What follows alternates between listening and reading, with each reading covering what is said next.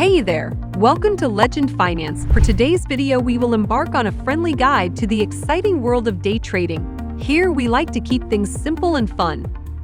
Ever wondered what people mean when they talk about bulls and bears in the market? Or scratched your head about stop-loss orders? How about short selling? And let's not even start on technical analysis. Well, you're in the right place. We're going to break all this down into bite-sized, easy-to-understand pieces. If you're just starting out, we're here to help you take those first steps into the world of day trading. And if you're already an old hand, stick around. We promise you'll learn something new. But hey, enough talk. You're here to learn, and we're here to teach. So make sure to smash that like button if you're ready to dive into day trading. And don't forget to hit subscribe so you won't miss a thing. With Legend Finance, you're not just watching the market, you're becoming part of it. Let's get started.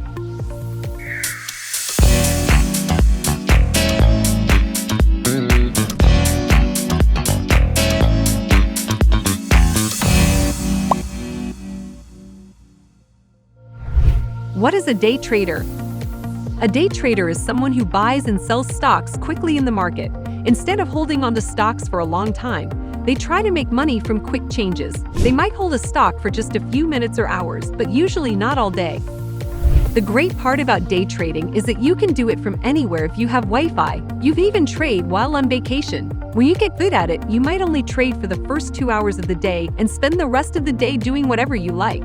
If you want to try day trading, the first step is to open a practice account with a company that sells stocks.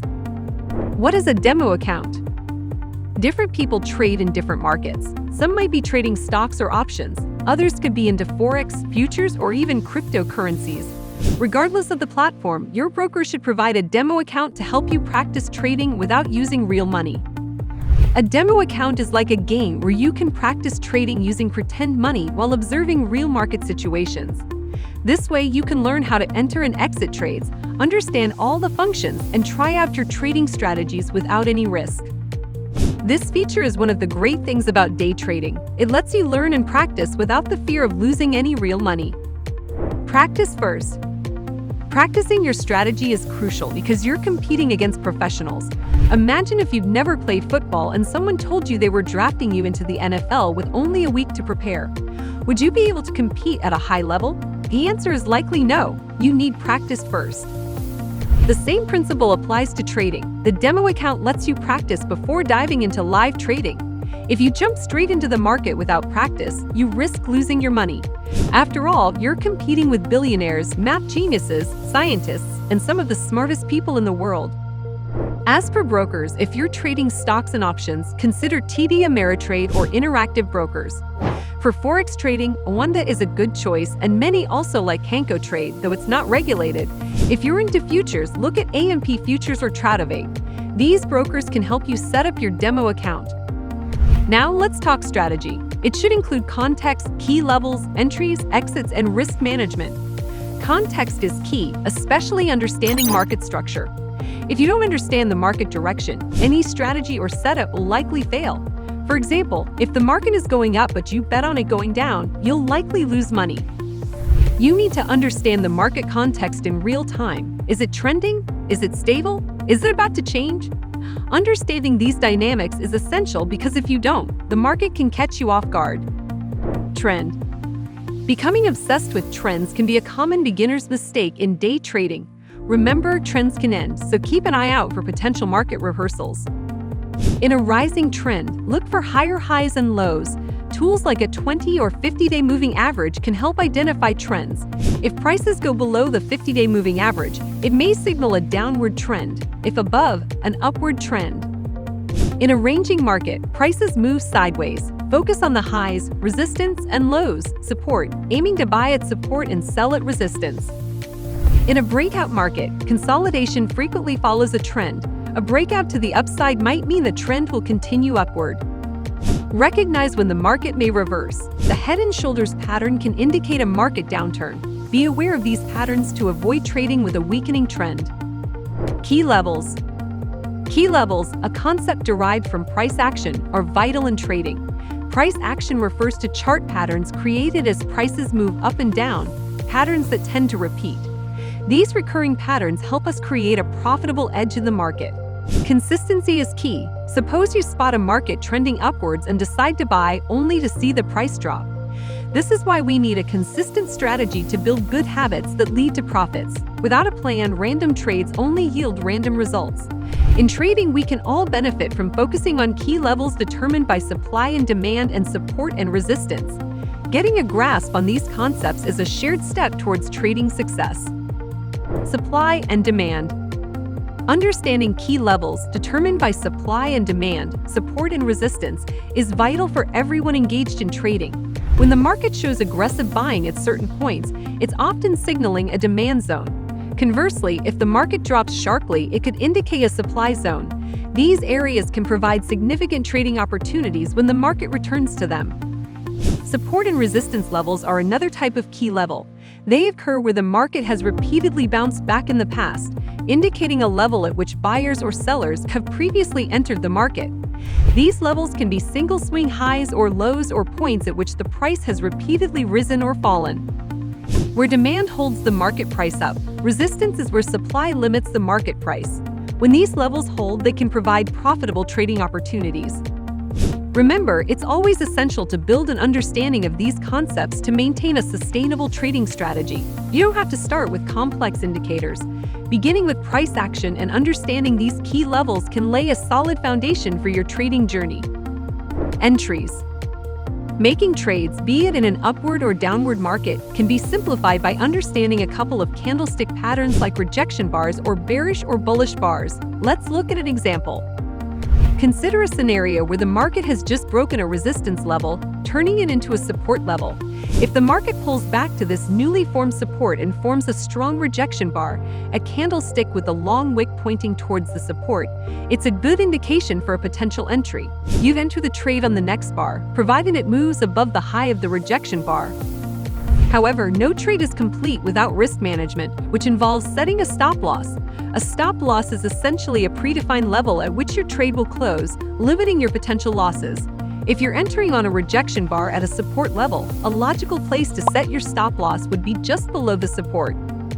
Keep in mind that not all trades will win. It's possible to have a successful trading strategy even when some of your trades are losing ones, as long as your winning trades compensate for the losses. Also, combining key levels, such as support levels with demand levels or trend lines with moving averages, can strengthen your trading strategy. Spotting a bullish bar at a combined key level can be a strong entry signal. Regarding exits, these are typically determined based on your trading strategy and risk-to-reward ratio. In general, they should be set at a level that provides a reasonable profit given the risk of the trade. Exits. How much we are willing to risk. Risk management is one of the most crucial components of a successful trading strategy. Let's break down how you might approach it in the context of day trading. If you're going for a simple approach, you might choose a fixed risk-to-reward ratio for all your trades. For instance, a 2-to-1 risk-to-reward ratio means that for every unit of risk you take, let's say $100, you aim to make twice that in profit, in this case, $200. Such a strategy can prove profitable even if your win rate is only 50%. Here's how it works. Let's say you take 10 trades, 5 of which are winners and 5 are losers. The losers would add up to $500, 5 trades x $100 risk per trade, and the winners would add up to $1,000, 5 trades x $200 profit per trade. Subtracting your losses from your profits leaves you with $500 in profit, even though you only won half of your trades. Now, while a fixed risk-to-reward ratio simplifies the decision-making process and can be especially helpful for beginners, as you gain more experience and understanding of the markets, you might choose to adjust your strategy based on the specific circumstances of each trade. For instance, you may decide to go for a quick scalp trade if you perceive that the market is moving slowly or if you're entering a trend late. On the other hand, if the market looks like it's in a breakout and poised to make new highs, you may decide to hold on to your trade for a longer period to capture a bigger potential profit. No matter your trading strategy, it's essential to always know your risk for each trade you take and to ensure that this risk aligns with your overall risk tolerance and trading goals. You don't want to risk so much on a single trade that a loss could significantly harm your trading account. Risk management. Suppose we are investing in technology stocks and have decided to analyze the stock performance of company X on a daily chart. Our risk management strategy is to risk only $50 on each trade. At 9:30 a.m. Eastern Time, the stock market opens and we spot a bullish bar at a significant support level for Company X. We decided to buy the stock. Our stop loss is set just below the low of the bullish bar, limiting our potential loss to $50. In terms of our exit strategy, we aim for a reward twice as big as our risk, so our profit target is $100. After monitoring the stock for a few days, we hit our profit target, gaining $100. However, we are fully aware that not all trades will be profitable, which is why it's crucial to stick to our risk management strategy. And that's a wrap. We've journeyed together through the thrilling landscape of day trading, from learning the fundamentals to mastering the techniques. With your newfound knowledge, you're now ready to dive into the dynamic world of the stock market. Remember, everyone starts somewhere, and each trade brings a new opportunity for growth and success. So fear not the red days and celebrate the green, but most importantly, keep learning, keep evolving. If you enjoyed this video and found it helpful, please don't forget to smash that like button. It helps us grow our community and reach out to more beginners like you. Have questions or want us to cover a specific topic in our upcoming videos? Be sure to drop us a comment down below. We love hearing from you. Also, if you haven't done so already, hit that subscribe button and the notification bell right next to it. That way, you'll be the first to know when we upload new, insightful content designed to give you the edge in your finance journey. In the end, day trading is about patience, practice, and perseverance.